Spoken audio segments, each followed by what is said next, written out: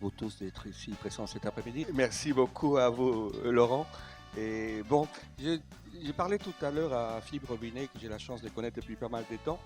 Et je vais raconter une petite anecdote. Il y a On comprend pas quand tu une parles. vingtaine d'années, une vingtaine Excuse-moi, d'années, mais on comprend pas quand tu parles. dis-moi, non, il y a une vingtaine d'années, on a fait une rencontre ici avec Alain Ray. Quelqu'un peut régler les langues? Je m'attendais à celle-là. Et il a une vingtaine d'années, il a fait une rencontre avec Alain Ray, je ne sais pas si tu connais, c'est celui Ah, qui a c'est mon fait ami alors. les dictionnaires, les Encyclopédique, Robert. en Et deux d'ailleurs, volumes. et vous rendez hommage dans ce livre justement à Alain Ray et dans ce dictionnaire écrit par vous. Et pour vous, ça a été une base aussi pour apprendre. Vous parlez un des mots que vous définissez, c'est le mot autodidacte. Oui. Et pourquoi c'est hommage aussi à ce livre qui est important, qui est le dictionnaire Robert. Bah oui, comme je le dis dans la préface, le dictionnaire c'est le meilleur ami de l'autodidacte. Parce que quand on a une scolarité défectueuse, c'est un refuge et on apprend tout. Et voilà, je conçois pas de vie sans dictionnaire. Et c'est la raison pour laquelle j'ai voulu en faire un par la suite, pour rendre hommage à ce que m'avait apporté le dictionnaire. Comment est-ce qu'elle est venue cette idée justement des dictionnaires?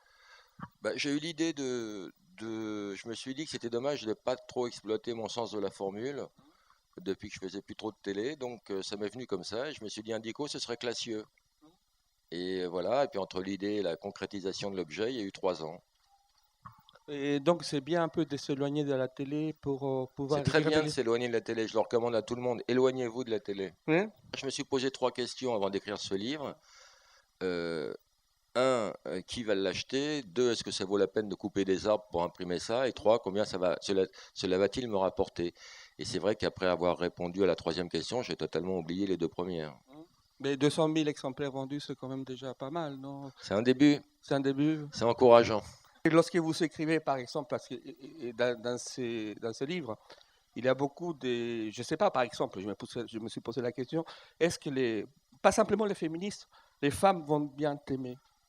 Ou les Oui, je pense que bon, il y a eu un petit débat à une époque à cause d'un sketch qui s'appelait Le lâcher de salope que j'ai coécrit avec mon ami Jean-Marie Bigard.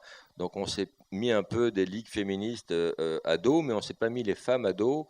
Et moi, je suis profondément féministe. Et donc, j'ai pas ce souci d'avoir à me justifier en permanence, y compris quand je peux écrire une vanne extrêmement sexiste. Je fais partie des gens qui tueraient père et mère pour un bon mot. Et vous parlez d'autocensure, mais est-ce qu'on se surveille ou pas du tout lorsqu'on écrit? Parce qu'il y a des avocats qui... Oui, il y a certaines définitions que j'ai virées parce que j'avais peur qu'elles soient mal perçues. Donc, lesquelles? Oui, je me suis un peu auto-censuré parce que j'avais pas envie de donner du grain à moudre à des gros cons qui auraient repris à leur compte quelque chose que je voulais dénoncer. Et d'ailleurs, vous ne parlez pas beaucoup politique dans le livre. Et c'est pas mon point fort, la politique. Et Non, puis je trouve que c'est périssable hein. et ça date un livre ou un film. C'est des choses auxquelles je touche pas. D'abord parce que foncièrement je déteste la politique, qui m'ennuie. Et puis c'est très périssable. Et en même temps, vendre 200 000 exemplaires, côtoyer beaucoup de monde, ça donne envie peut-être de continuer à travailler, à faire d'autres dictionnaires ou faire autre chose. Un autre dictionnaire, peut-être pas, parce que depuis que j'ai rendu ce livre, j'ai trouvé aucune définition. J'ai totalement débranché de ce truc-là qui m'a obnubilé pendant 3 ans. Donc j'ai besoin d'être un peu en jachère à ce niveau-là. Mais oui, j'ai envie de faire d'autres livres. Et puis peut-être un jour d'arriver à faire un roman. Mais est-ce qu'un roman, ce serait pas parasité par mon nom? Est-ce que si un jour j'arrivais au bout d'un roman, est-ce que je le sortirais pas sous un autre nom? Enfin, c'est des questions que je me pose.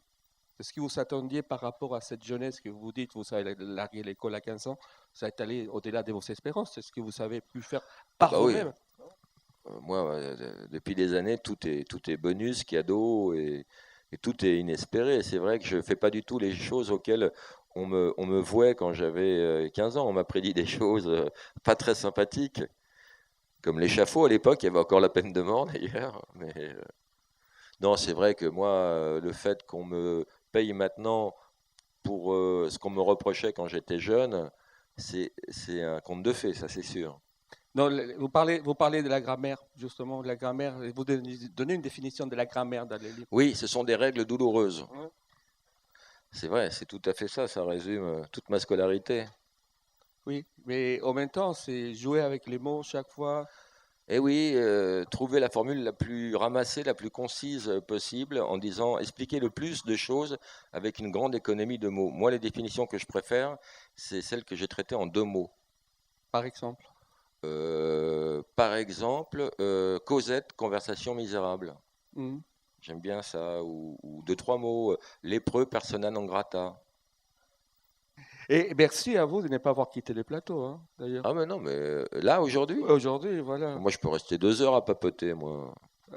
Non, parce que je pense Parce que les gens s'emmerdent, Non, mais ça ne merde pas, mais je pense qu'ils souhaitent aussi en même temps que vous signiez votre livre aussi.